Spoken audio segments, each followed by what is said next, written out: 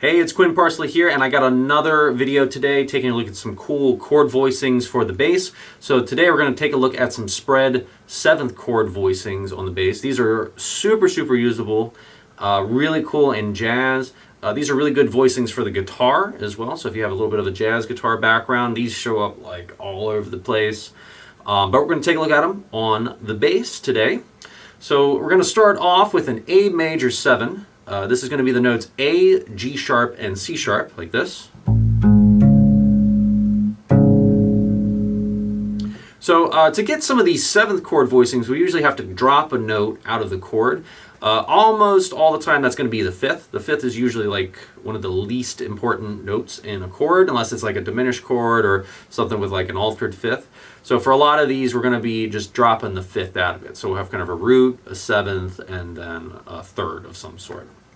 So, and then for a lot of these also, we're going to skip over the A string. So we have a little bit of separation between the bottom note and the top couple of notes for the chord. So this one's great. We can do a lot of cool grooves where we sort of move back and forth between the bottom note and the lower note.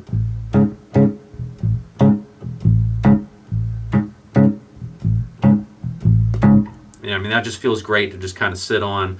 Again, we could also arpeggiate it and do some patterns. It can sound really nice just kind of hanging on that, letting it ring out. So moving along, we're going to try the dominant 7th version of that. So all we're going to do is drop the note down a little bit.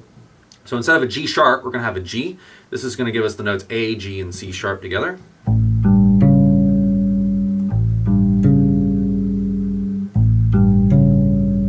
Again, super usable one. I use this all over the place. This one's great for like funk stuff especially. And you get that kind of muted bottom note with the top notes popping out.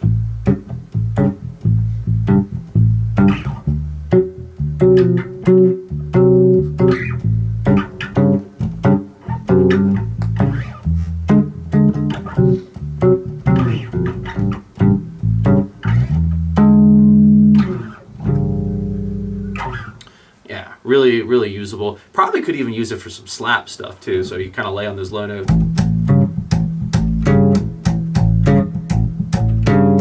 Again, nothing like complicated, just thumping on those low notes with the thumb and then popping out those double stops at the top. So moving along a little bit, we did our major 7, we did our dominant 7, now we're going to do our minor 7. So now we're going to take that C sharp, we're going to drop it down to a C. We just have 5th fret across the fretboard. So we're going to have A, G, and C.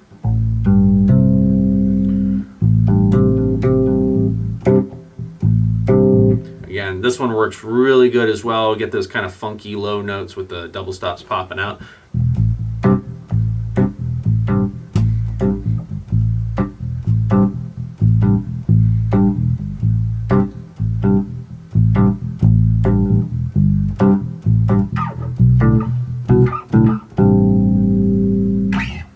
Great sound on that. And then we have one more. This one's actually not a 7th chord, but I figured I'd lump it in here anyway.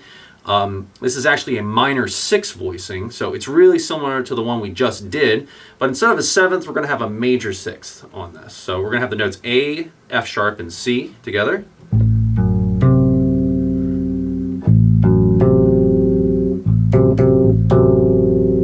Now that actually could work as a diminished chord. It doesn't have a 5th in it. So it either could be a minor 6 or it could be a fully diminished 7th chord, depending on how you used it. So if I moved it around in minor thirds, it would probably sound more diminished.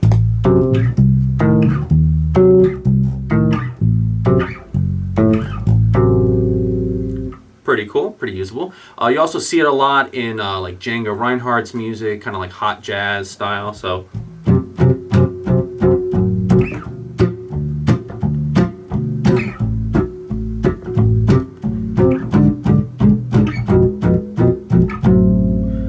sounds a little interesting on the bass, but that's an idea that you could use. You could also move sort of between one of those A7 voicings and this voicing, and that can be really interesting.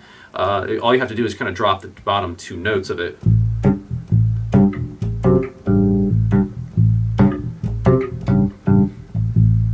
You can make some cool kind of funky grooves with that one as well. So thank you for watching the video today. There's a couple of voicings for you to check out and try to work into your playing. I've been Quinn Parsley, and then if you can, like and subscribe and hit the bell notification icon so you can be notified when I put out some new videos in this series. So thank you.